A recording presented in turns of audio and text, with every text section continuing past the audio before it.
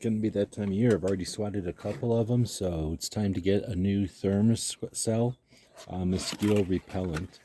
The other one we're using is on the front porch, and we use it all the time, but decided instead of dragging it back and forth, we got a second one for in back.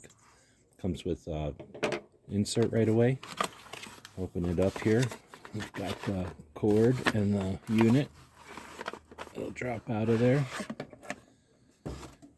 Well, this one looks a little different than the other one.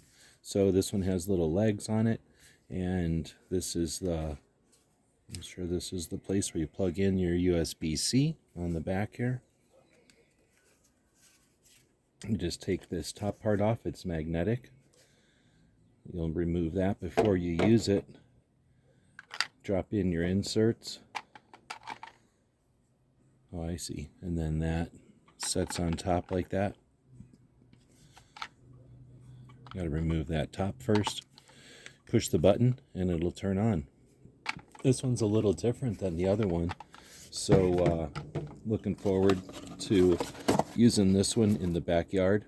This one has a light on it, so we can have it on the table and kind of see what's going on the table.